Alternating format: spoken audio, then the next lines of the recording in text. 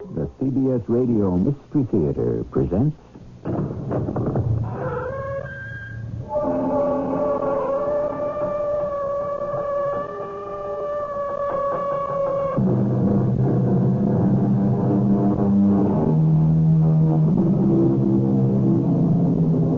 in. Welcome. I'm E.G. Marshall. It has been said, if fish could learn to talk, they would all want to talk like whales. And why not? Since the thing would be impossible anyhow, why shouldn't it be impossible in a big way? Unfortunately, much too often, our reputations depend not on what we do, but on how much noise we make. And if you could teach fish to talk, wouldn't whales make more noise than minnows? Officer, come, quickly. My husband has disappeared. Disappeared? Where? He was swallowed by a whale. What do you mean, swallowed by a whale? He was swallowed by a whale. A whale? There are no whales around here. Do something. You can't just stand there. Let me look in my book to see what law, if any, has been violated.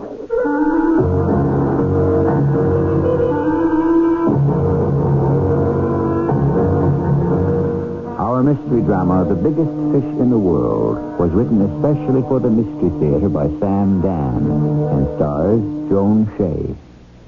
It is sponsored in part by True Value Hardware Stores. I'll be back shortly with Act One.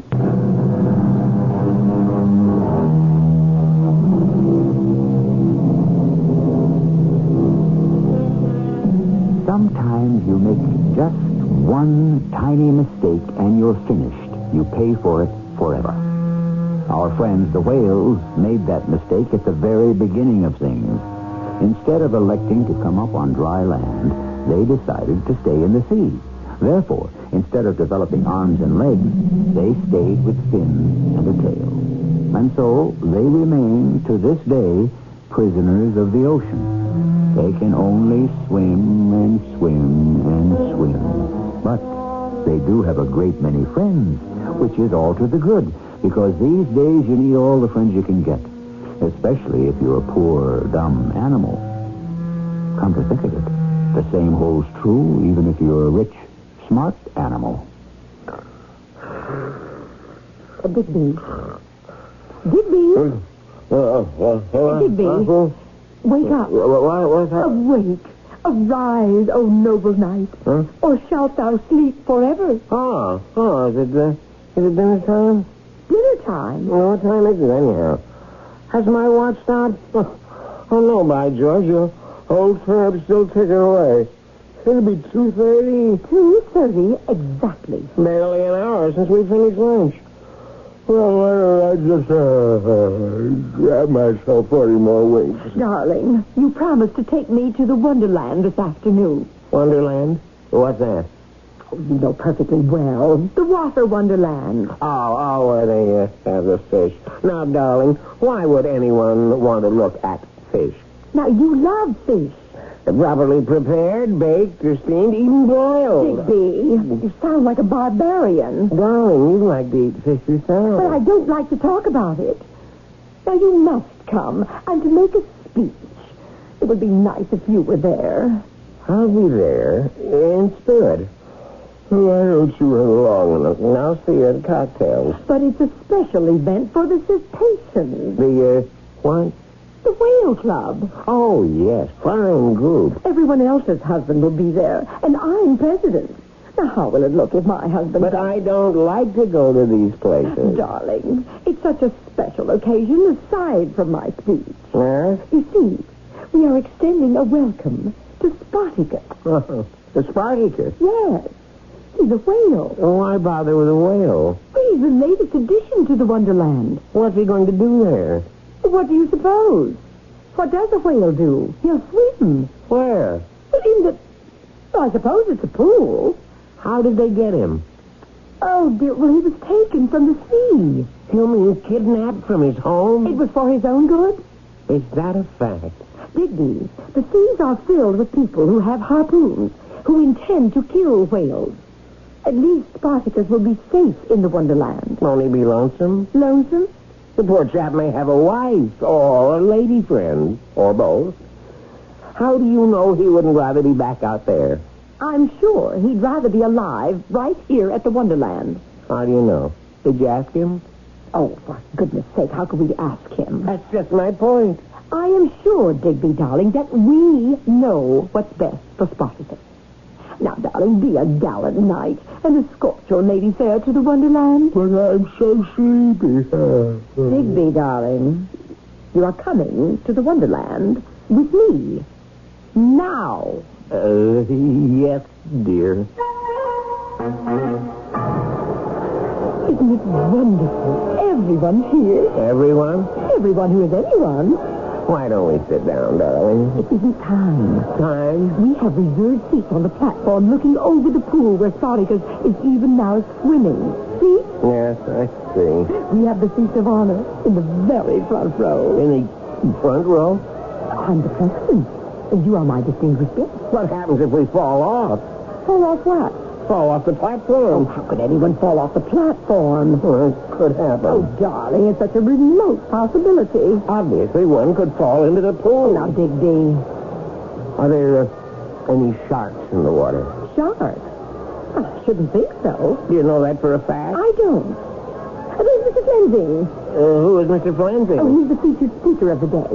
Mr. Luther Flensing, known throughout the world as the whale's greatest friend. Does he associate with whales? Of course not. Asking about the sharks. Is he a friend of theirs, too? He's a friend of all living things. Oh, Mr. Flensing. Oh, there you are, my dear Mrs. Porcelain. How do you do? Mr. Flensing, may I present my husband? Ah, you are the fortunate fellow who has taken our lovely Agatha to wife. I suppose I did, now that you mention it. Luther, my husband has a question to ask you. Oh, please, feel free. In that big pool where the whale is swimming... May I interrupt? You did. Why do you refer to him as the whale? Why? Because, quite simply, that's what he is. A whale. Well, doesn't that strike you as patronizing? I'm not sure. Well, how can we ever have the proper respect for these creatures if we insist on looking down at them? It's a matter of location and position, Mr. Flensing. We can't very well look up at them now, can we? Digby. The whale has a name. Now, we should use that name when we refer to him.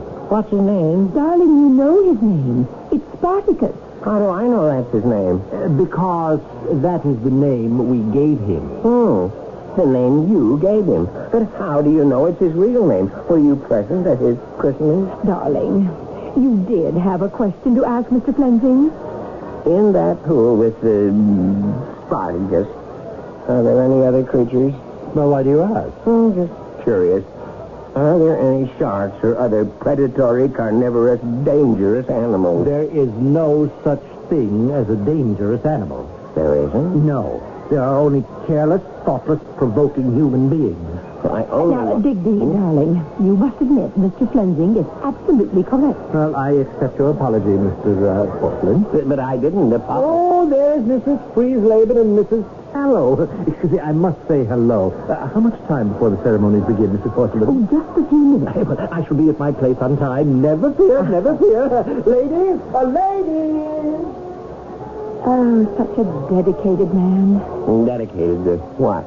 Now, Digby, you mustn't be so cynical. That's you're sleepy. Oh, now, really, I wish you would take an active interest in... well, in something. I'm interested in everything. But you don't do anything. You? Darling, you don't work.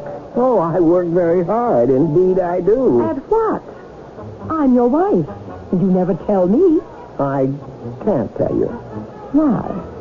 The fact is, I'm not sure what it is I do myself. But you do something. Oh, I'm sure of that. Yes, and we do have money, which means you get paid. Yes. Well, all I'm asking is by whom and for what? It's quite complicated. I speak with various people. On what subject? A multitude of subjects. And then what? What happens? Hopefully, I assist in the solving of a diversity of problems. What sort of problems? I'm not at liberty to divulge that information. But I'm your wife. I never doubted that. You shouldn't keep any of your secrets from me. I agree. Then why can't you tell? Well, these are not my secrets. They belong to other people. Oh. We never did find out if there are any sharks in the pool, did we? Well, I'm sure everything will be all right. I hope so. Listen. To what? Actually, to nothing. They stopped playing. I'm sorry. I rather like that thing. It's a sign that the meeting is about to begin. We must get to the platform. Rather rickety-looking affair, if you ask me. Now, stop worrying, Digby. Everything's going to be all right. Here's your seat, Digby. The first row. The first row. Just behind the rail. You can see everything. I'll be sitting here next to you after I introduce the speaker, Mr. Flinger. Bless us all, what was that? See? It's Spartacus. Spartacus? Look! Directly below. See him? He's surfacing. Oh, isn't he magnificent? That's Spartacus. Digby, please do not lean over the rail. Spartacus? Of course. Oh, isn't he charming and graceful and beautiful? Have you ever seen such grace, such poetry in motion, have you? Well, not lately. It's time for me to start the festivities. Mr. Band Leader, may I have something?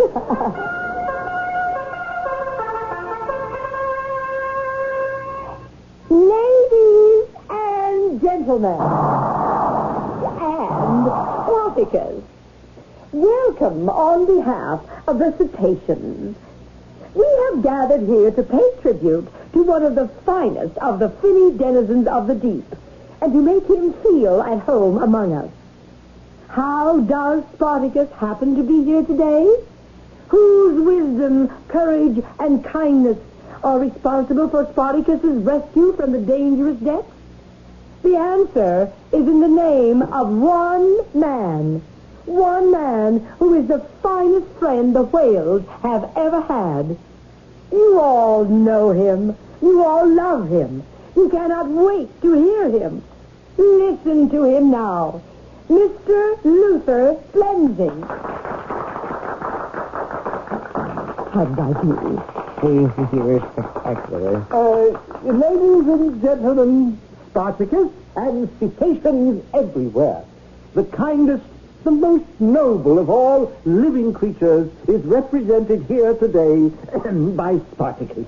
Digby, you're leaning too far forward. Were this globe inhabited only by the cetaceous creatures of the deep, I ask you, would there be war? Would there be hatred, famine?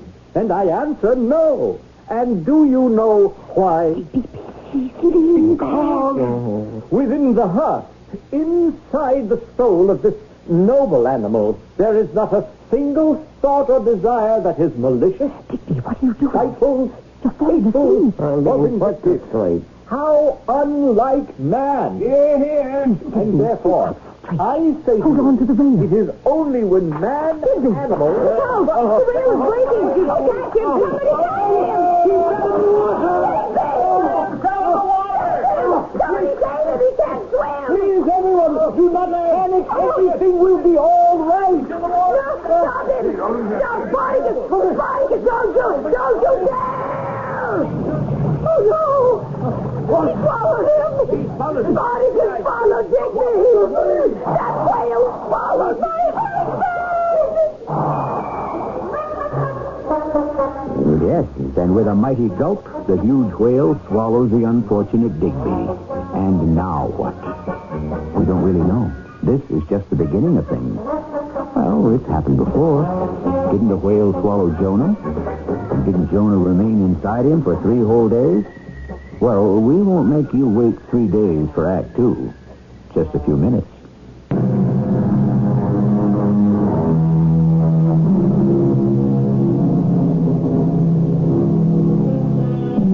One swallow doth not a summer make, said the poet. However, as far as a whale is concerned, one swallow can make a dinner.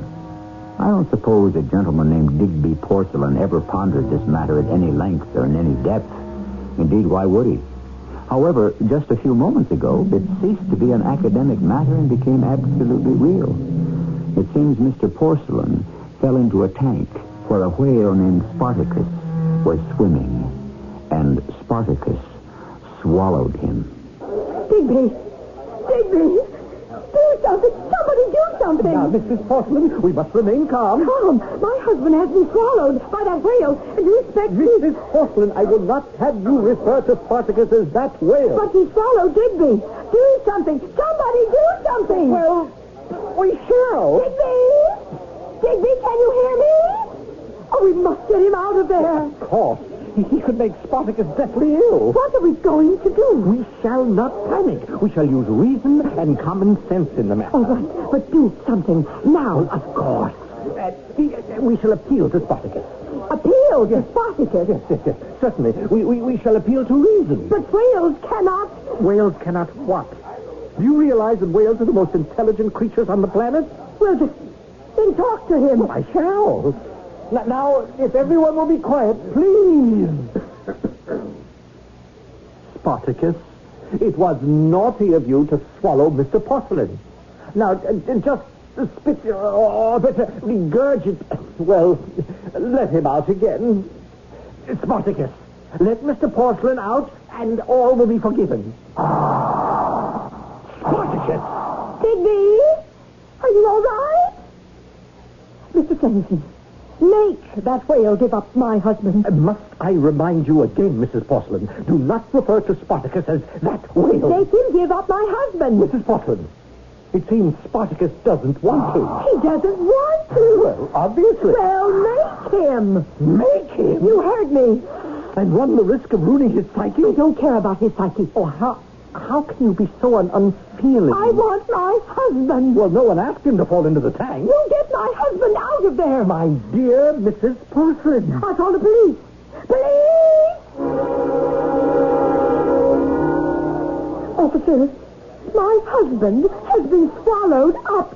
What's your husband's name? It doesn't matter. How are we going to find him unless we know his name? But you don't have to find him. I know where he is.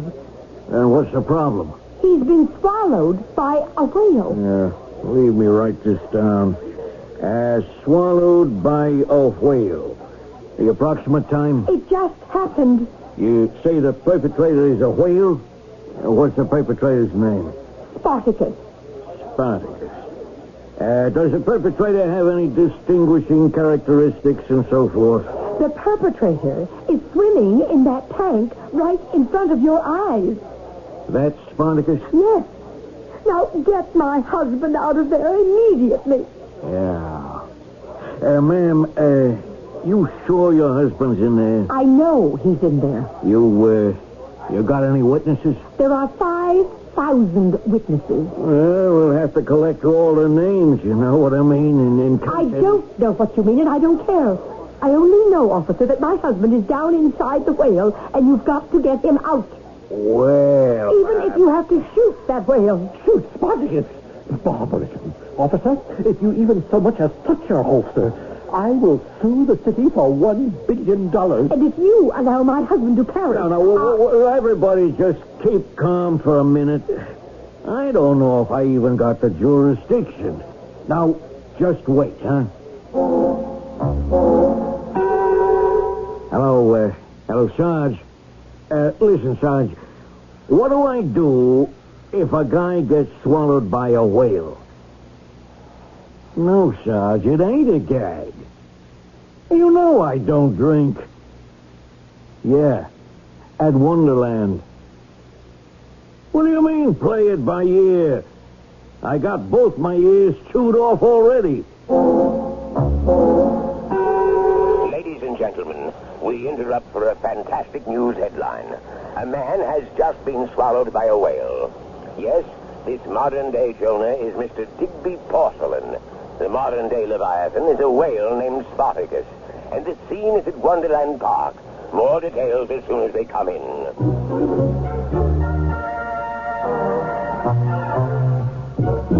Now, Mrs. Porcelain, I assure you that everything is being taken care of. Except poor Digby. Mr. Pallinsby, As Digby's attorney, what are you doing? We are exhausting every legal avenue. What do you mean by exhausting? As soon as we fail in one area, we immediately draw up a brief in another. But why should we fail in any area? Why can't we simply cut the silly thing open and rescue poor Digby? It isn't that simple. Why isn't it? Mr. Flensing, the owner of record, has taken out an injunction. Are you telling me that some silly whale is worth more than my husband? Evidently, a great many people think so. Oh, I refuse to believe it. I might suggest that you listen to the news broadcast that's coming on just now. Time for the latest news. And the headline story is about Spartacus and the man he swallowed. Notice, Thousands of not letters only does the poured whale into get Satan top here, billing, and most of them he is also identified by name. One of them put Whereas poor Digby has been reduced to the man he swallowed. 4,000 whales. So isn't it more important to save Spartacus? I have a special guest, the owner of Spartacus, Mr. Luther Flensing. May I correct you? Please, do not refer to me as the owner of Spartacus. Rather, I am his friend. Mr. Flensing, what is your position? Our unassailable position is that Mr. Porcelain was an alien presence in that tank. But still, you... Further, Spartacus was only doing what comes naturally. In what way? Well, Spartacus mistook Mr. Porcelain for the food with which his tank is filled, and therefore swallowed him down. But is it not a fact that whales do not eat large objects? Indeed, they subsist on the most minute of all living matter, plankton. Yes. And that is why Mr. Porcelain presents such a serious danger to Spartacus. Indeed, if Spartacus becomes seriously ill, or even perishes as a result, I shall sue Mr. Porcelain's estate. His estate? Are we to assume, then, that Mr. Porcelain is no longer among the living? Well, you may assume whatever you wish. What are we going to do? We are doing everything in our power. Surely, as my husband's attorney, you should be Mrs. able... Porcelain, we must have patience, and we must have faith. Sorry, lady, you can't come in here. But I want to... Nobody's allowed near the tank. But my husband is in there. Oh, it's you. I want to see my husband. Well, you can't see him. Exactly. He's inside the whale. Please, officer. Orders are the public isn't allowed. I'm not the public. I got my orders. I see by your nameplate, your name is Officer Delphin. My name is Agatha Porcelain. And so now we are no longer two disembodied presences. We are definable human beings. What was that? Suppose you had fallen into that tank Who, me? and been swallowed by that whale. And your wife, tearful, grief-stricken, friendless, and alone, wanted to come here. You follow this? Yeah. And some police officer prevented her from entering. Wouldn't it be terrible for your wife? Couldn't be. I'm not married. Please, officer. Oh, what can I do? Just leave me see a pretty face and I fall apart. It's a possibility you're not married anymore either. May I go in? You will promise me you won't do anything. Mr. Flensing. Mrs. Porcelain, what are you doing here? Well, I will ask you the same thing. I am protecting my property. Mr. Flensing, there must be something we can do. Do? Well, I think you and your husband have done enough. Look at him. Look at Spartacus. He appears so ill, so wan, so listless. He looks all right to me. Oh, how weak he sounds. He sounds as strong as ever. Now, we must get Digby out of there. Well, I agree. He is not doing Spartacus any good. Nor is Spartacus doing him any good. Well, I will accept even that. Now, isn't there some way? None. I have spoken to Spartacus. Yes, but what? You think it doesn't mean anything? Whales are intelligent. They communicate. Listen, Spartacus, will you please unswallow Mr. Porcelain? Oh, Spartacus. You see, he refuses.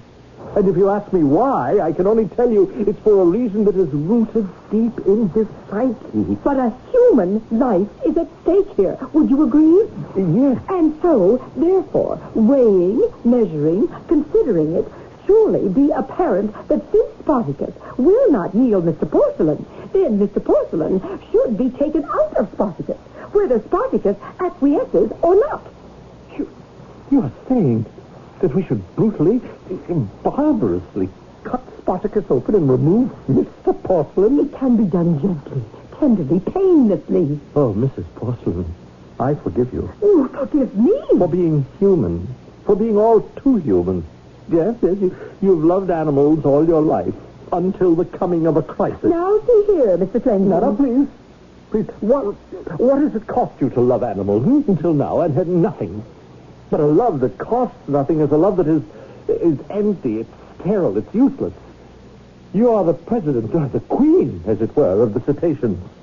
Oh, does that mean nothing to you? I don't see what this has to do with getting Digby. Don't you see the heaven-sent opportunity that stands before you? What opportunity? To strike a blow for the Spartacuses of this world. A blow? Yes, tomorrow. Let us gather a vast multitude. Let us assemble the media. Why? For one of the greatest acts of kindness and charity the world has ever seen. And your name, your fame shall live forever. Why? Because you will make a speech. Oh, yes. Well, I'm willing to do that. Oh, good. I shall write it for you. You shall say, my husband has been swallowed by a whale. I do not join the arrogant, ignorant, barbaric clamor that says, destroy this most noble creature of the deep. Instead, I shall join my husband. And with that, you leap into the tank. And with a single gulp, you too are swallowed up by Spartacus. Oh. Now tell me, what do you think of it? What do I think of it? Please, pause. Reflect before you answer.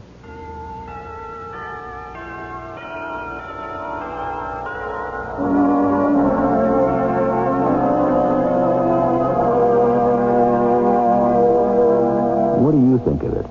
After all, aren't there wives who long to join their husbands in every hazardous activity? But to join one's spouse in the belly of a whale, certainly there's room enough for two. And isn't togetherness the best way to strengthen a marriage? We shall pursue this development further in Act 3.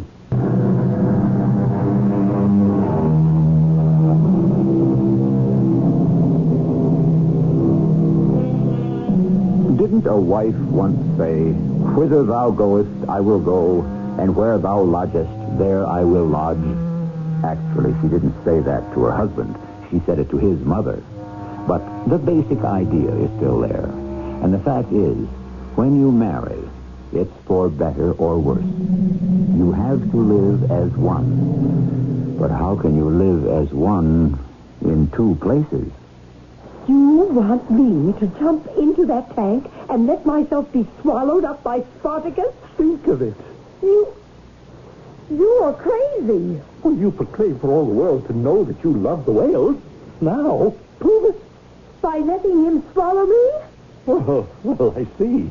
Oh, you are the typical dilettante liberal. Now, see here, Mr. Flensing. I want my husband. Well, I have just suggested a way for you to have him. I warn you. You are the typical summer soldier. Oh, I'd better get out of here. Yes, and are you perhaps a bit too frightened to jump into the tank? Here, let me help you. I'll just give you a teeny little push. Let go of me. It's for the cause. Let go. Do you realize the publicity? Oh, now, do you see what you've done? You upset Spartacus. There now, everything is going to be all right, fellow, all right. Hey, what's going on here? Officer, he tried to push me into the tank. Oh, officer, remove this woman. She's creating a nuisance. But my husband is inside that whale. Isn't anyone going to do anything about it?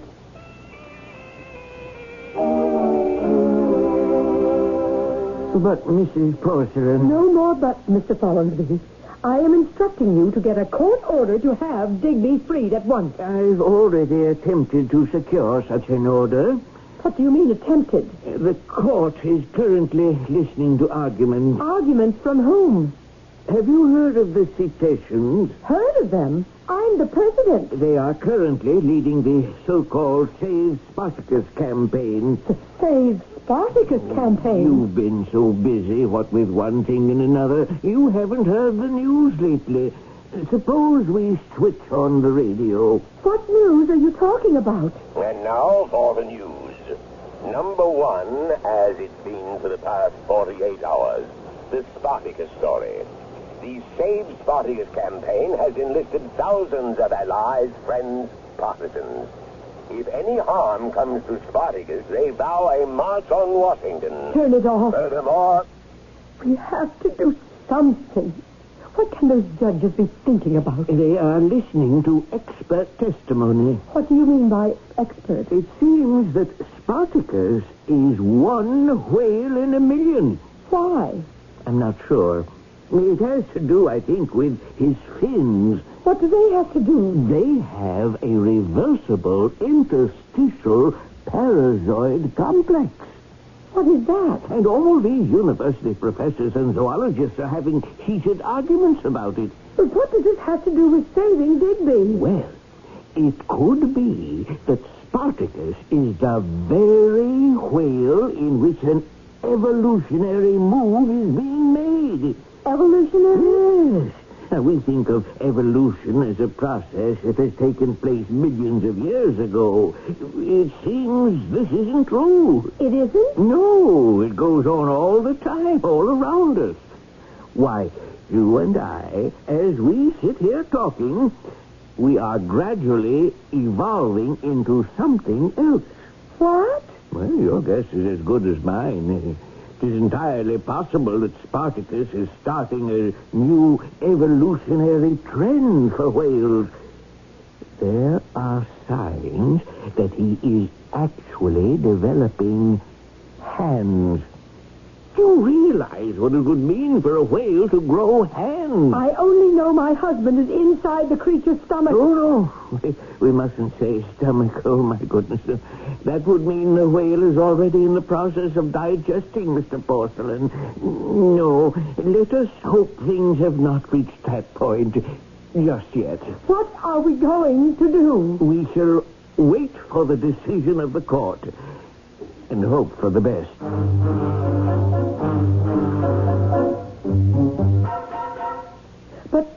But it's impossible. It is the ruling of the court. Do you mean nobody's going to do anything about Digby? My dear, Digby's situation falls under the heading of innocent bystander. Isn't there anything we can do? Well, we've already gone to the appellate court.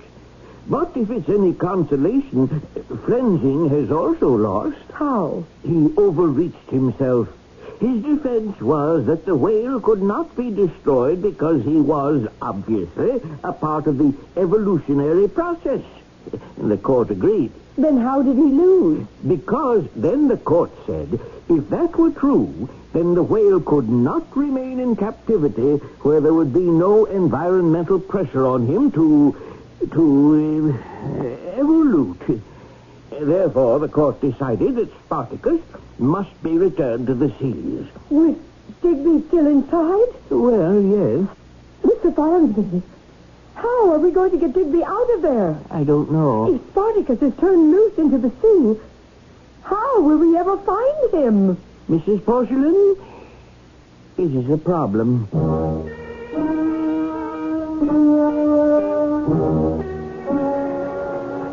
So ends a most unusual chapter in the continuing story of human beings and animals. Of course, human beings are also animals, which is what makes it so interesting. At any rate, just 1 hour ago, a special naval vessel towed Spartacus out into the bay, and then into the ocean where he was released. Spartacus immediately sounded, which means he dove to the bottom, and he hasn't been seen since. Oh, poor Digby. And what shall happen to you now? And whale united, together until death do them part. In their honor, a program of special music. Oh, Digby, you must be so hungry. Nothing to eat but plankton. But it's good for you, darling. Complete protein. True, you can't be getting much exercise, but you do have a wonderful diet. What was that? What's that? Who's there? Who is it? What do you mean by breaking into my house? And where did you get a key? I not only have key, I also have gun. Now, we close the door. And we talk like civilized people. What are you trying to... You think I am a thief? I do not blame you. My code name is Domino. Tell me your code name. My code name? Yes, each one of us. We have code name. I think you are making a mistake. Code name, please. I'm afraid I don't have one. You must have code name, like Domino. Initial, D-O-M-I-N-O. Disrupting, obstructing, maintaining international nihilist organization. Domino, you get it? Yes, of course, but... No, you must tell me your code name. I'm trying to tell you I don't have one. Then why did you kill Mr. Porcelain? Why did I what? I was there. I saw you push him into tank. Splash! I didn't push him. I tried to save him. Enough! You are one of us. One of who? Have I not just told you? Oh, you are making a fantastic mistake. I order you to hand over the papers. Papers? What papers? The papers you were instructed to steal from him. But I don't know about any papers. Come now. Your husband is United States Secret Service. Oh, no. No? Then what is he? What is he? Yes, what is he? Well, now that you ask, I really don't know. Oh, come. We have no time for games. I was told one of our agents would assassinate him. Oh, no. I did not know who. It was my assignment to follow him. Then, on platform, above whale, I saw it was you. Therefore, you are one of our agents. A sister agent. But you are making a mistake. Why do you deny, huh? Why? Is it because you think to fool Domino? Why don't we forget? Forget? I see. You have maybe decided to defect. You will sell information here, huh? I don't have any information. Domino shall not permit you to make mistake. Besides, you will not be happy here. You think so? But you will soon miss the tundra and the steppes and the Volga. But I was born here. This is my country. What is it to do here, huh? Go to discotheque? Eat hamburger? Please. How can I convince you that I am not what you think? Oh, I will save you from yourself. No. Don't point that gun at me. You will give me papers. I don't have any papers. Then I will have to, for your own very good, shoot you. But she doesn't have the papers. Ah. Digby! Here they are. No! James, he has a jaw like a cement wall. Oh, let him lie there and cool down. Digby! It's you. You're here. Of course, my darling. But I don't understand. Well, I can't say I blame you. Things happened so fast I could hardly sort them out myself. But you were in the belly of the whale. I'm sorry, dear. I must correct you. It wasn't a whale. But it was a whale. You see, my dear, the old saying isn't quite right. You know, if it looks like a fish, swims like a fish, and smells like a fish, why, then it has to be a fish. It isn't true. But everyone saw Spartacus. Everyone was fooled, including your Mr. Flansing. He brought in what he thought was a whale, and he named it Spartacus. Well, if it wasn't a whale, what was it? I've got to swear you to secrecy.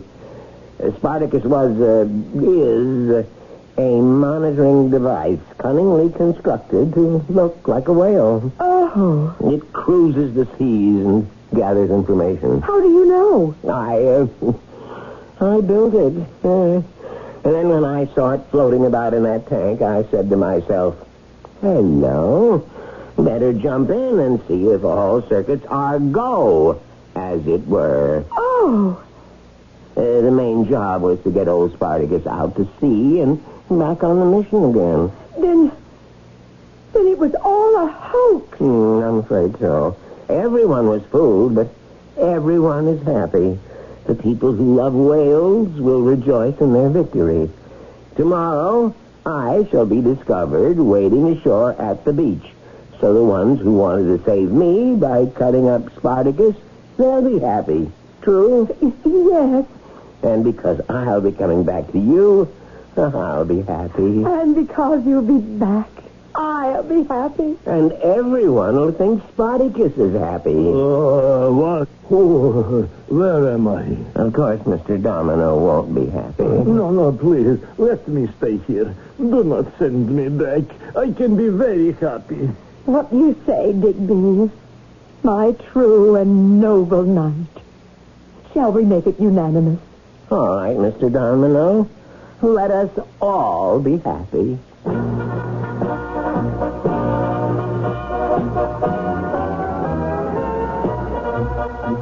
And they were. Spartacus is cavorting in the deep. Agatha and Digby spend all their hours happily together. Dr. Luther Flensing is happy among his whales. Seldom do we celebrate a story where there is so much residual joy. However, for a sobering note, I shall check in with you again in just a few minutes.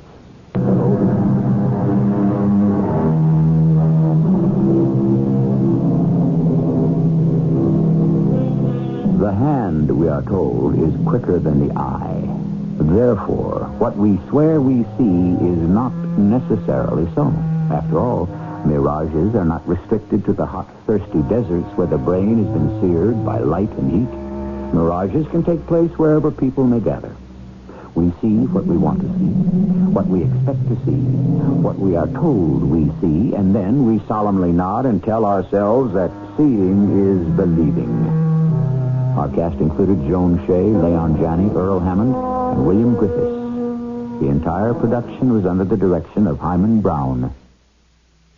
This is E.G. Marshall inviting you to return to our Mystery Theater for another adventure in the macabre.